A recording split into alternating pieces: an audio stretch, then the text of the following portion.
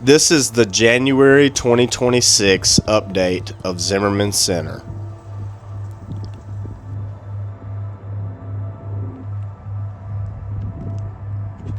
This is the backside of Zimmerman Center on Corona Road in Flint, Michigan. Not the side most people see. Not the side that shows up in reports, renderings, or press photos. This is what's been left behind. At one time, this building had a purpose. People came here daily. Lights were on. Doors were open. There was structure.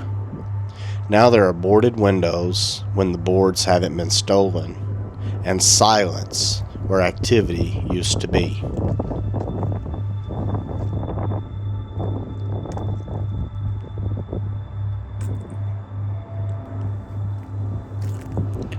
The windows were boarded up to keep people out, but the plywood disappears, pulled down piece by piece, sometimes reused, sometimes sold, sometimes removed simply because no one is watching.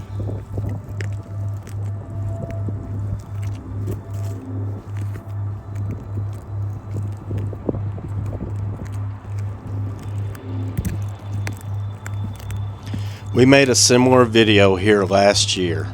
Same building, same parking lot. What's different now is the amount of trash. The increase is impossible to ignore. What was scattered debris then has become piles. What looked manageable before now feels overwhelming. This didn't happen overnight.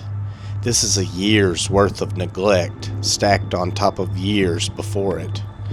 And it continues to grow because nothing stopped it early.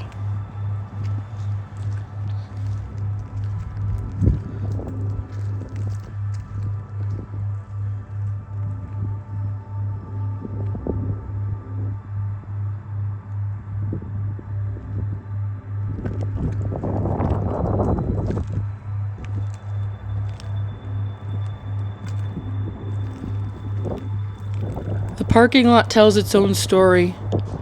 Landscaping waste, construction debris, broken furniture, entire furnishings from cleared out houses. This isn't accidental dumping. This happens when people know there will be no consequences. When a property becomes invisible. When neglect quietly signals permission. The longer it sits, the more it invites.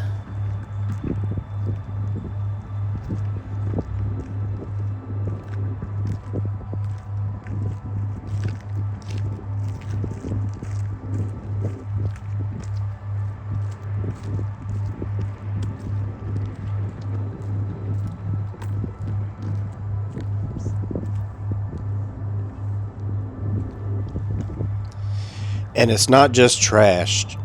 Used needles have been found mixed in the debris, hidden in bags, buried under furniture, lying where someone could get hurt. That turns this from an eyesore into a serious safety hazard. People often ask why the community doesn't just organize a cleanup. This is why. You cannot safely send volunteers, neighbors, families, kids into an area where there's real risk of needle exposure. This requires trained crews, protective equipment, and proper disposal. Good intentions aren't enough here.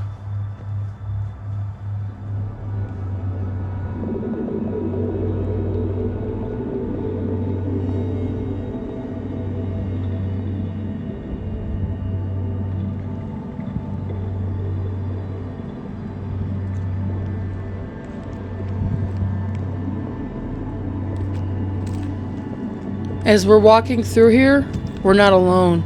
There are people still moving around this building. We can hear it before you see it.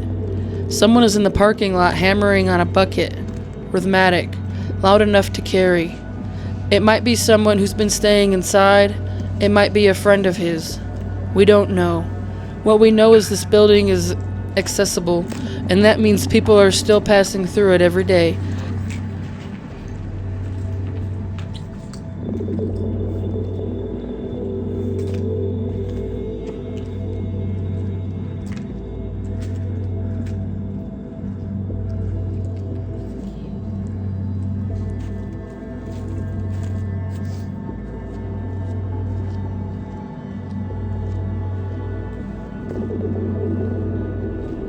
We're about to speak with someone who was inside.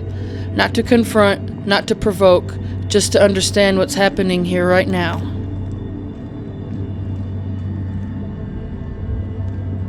Have you been upstairs? What's it look like up there? You got pictures?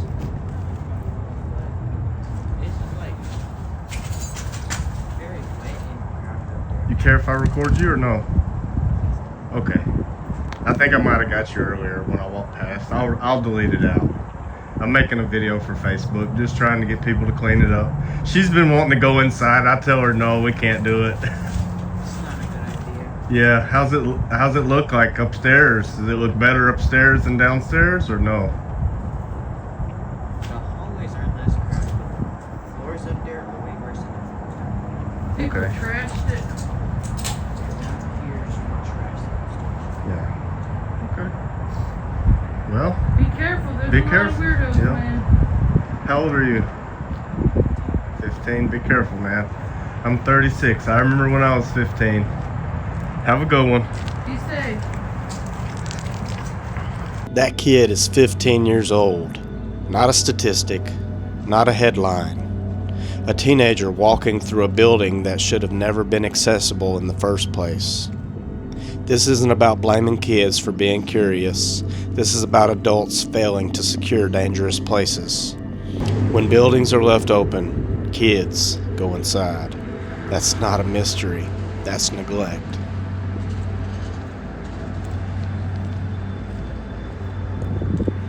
The city knows this place exists.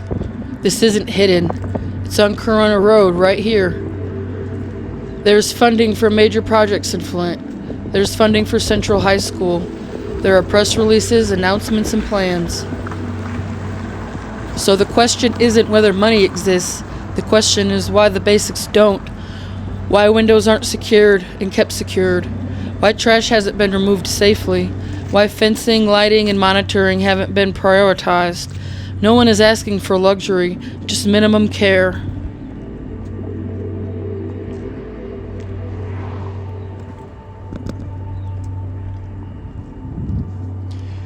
We documented this place last year. We're here again now, and it's worse. The Zimmerman Center hasn't been forgotten by the people who live around it. It's been forgotten by the people responsible for it. Until that changes, this remains unsafe for everyone.